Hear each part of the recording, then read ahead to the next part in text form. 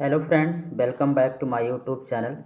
Friends, आज हम rail से संबंधित जो ऑपरेटिंग डिपार्टमेंट और कमर्शियल डिपार्टमेंट से रिलेटेड कुछ वीडियो लेकर आऊँगा, जिसमें कि जो भी हमारे साथी एग्ज़ाम देना चाहते हैं एलडीसी के लिए, उनके लिए ये बेनिफिशियल होगा। तो स्टार्ट करते हैं। हमारा जो आज का टॉपिक है वो है पर्याप्त दूरी, जिसे हम एडेक्वेट डिस्टेंस बोलते हैं। तो ये क्या होता है, इसको हम डिटेल से समझेंगे। तो इसकी परिभाषा क्या है पर्याप्त दूरी का, कि पर्याप्त दूरी का अभिप्राय सुरक्षा सुनिश्चित करने के लिए पर्याप्त दूरी है, यानी इसमें जो इम्पोर्टेंस है वो है सुरक्षा सुनिश्चित करना। तो ये दो तरह का होता है, एक हो गया आपका ब्लॉक ओवरलैप और दूसरा आपका सिग्नल ओवरलैप होता है। तो सबसे पहले हम समझेंगे कि ब्लॉक ओवरलैप क्या होता है।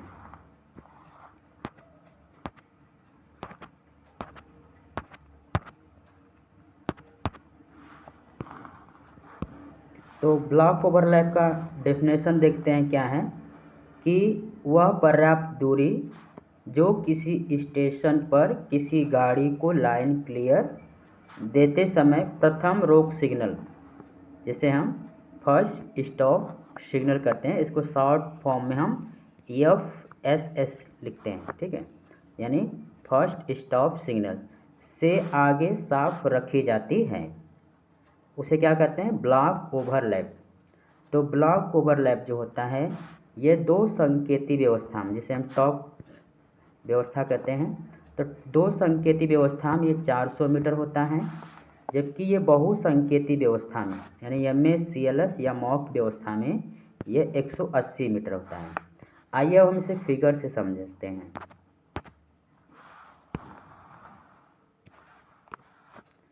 तो ये मान लीजिए एक लाइन है, ठीक है, ये लाइन हो गया, और ये आपका कोई स्टेशन, मान लीजिए एक स्टेशन है, हम स्टेशन की बात करते हैं।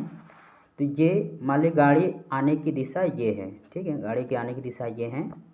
तो जब गाड़ी यहाँ पर आएगी पिछले स्टेशन से इस स्टेशन पर, तो यहाँ पर फर्स्ट जो स्टॉप सिग्नल है जिसे हम होम सिग्नल कह रहे हैं, ठीक है। तो होम सिग्नल से यहाँ पर ये जो पहला पॉइंट पड़ेगा, पॉइंट है जिसे हम फेसिंग पॉइंट बोलते हैं, फेसिंग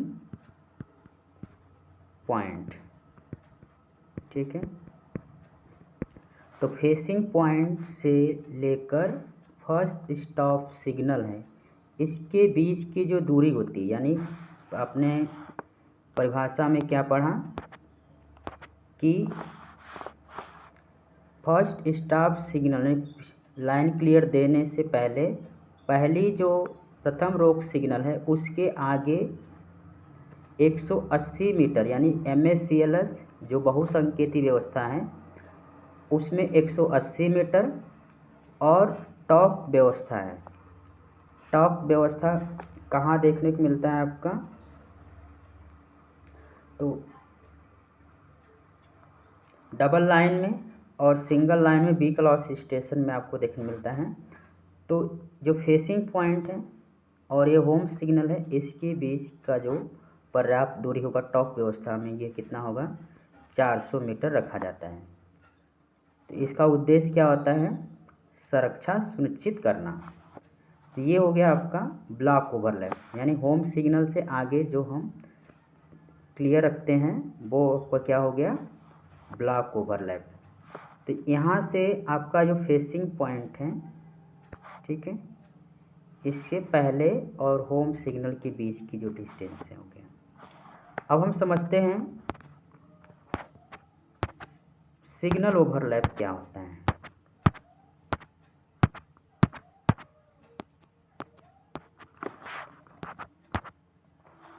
सिग्नल ओवरलैप के बारे में इसकी डिफिनेशन पहले समझ लेते हैं।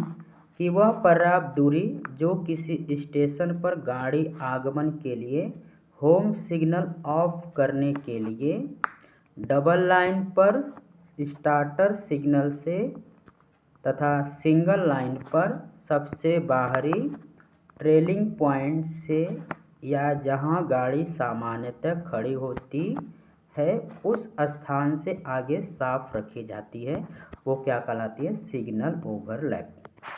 आइए अब इसे फिगर से हम समझते हैं। तो सबसे पहले हम डबल लाइन पर देखते हैं। ये मान लीजिए ये डबल एक लाइन ये हो गया, इसे मान लीजिए अप दिशा की ओर है, और ये वाली जो लाइन है ये डाउन के लिए है, ठीक है, डाउन लाइन।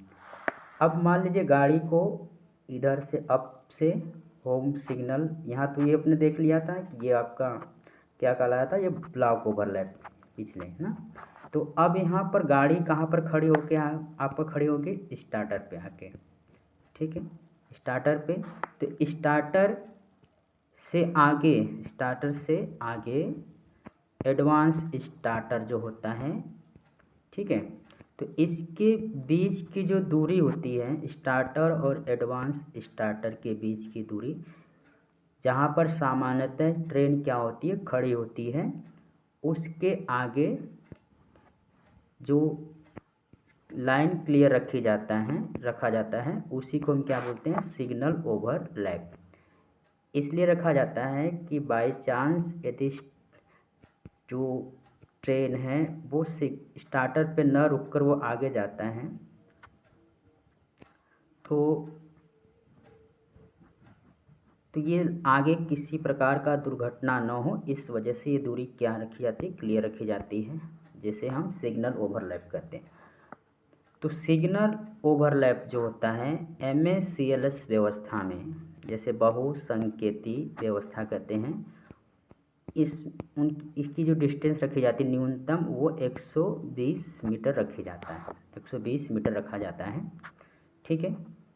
उसी तरह से आप डाउन लाइन में जब आप देखेंगे तो यहाँ ये स्टार्टर हो गया और ये स्टार्टर, इस स्टार्टर और एडवांस यानी लूप लाइन और मेन लाइन के बीच जो होती है स्टार्टर में, ये रखा जाता है 120 मीटर, ठीक है, ये डाउन लाइन के लिए। यदि हम बात करें सिंगल लाइन में, ठीक है, सिंगल लाइन की बात करें तो देखिए मान लीजिए गाड़ी आपका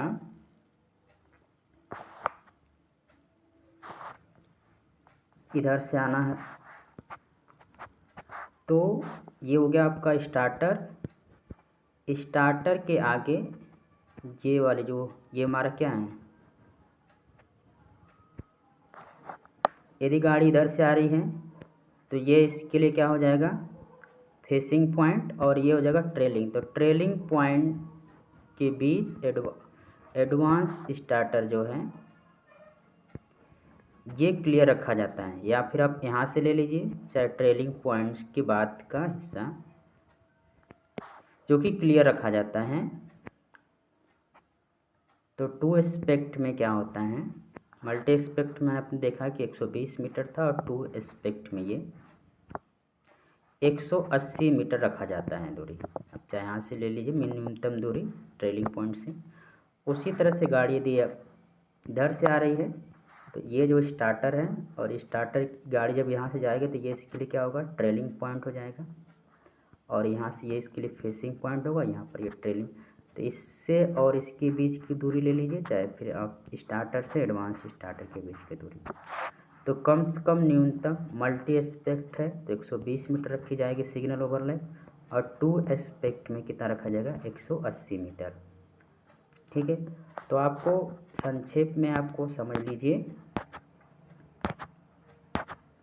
कि सिग्नल ओवरलैप और ब्लॉक ओवरलैप क्या होता है। आइए इसको अच्छे से एक टेबल फॉर्म में देख लेते हैं। आपने देखा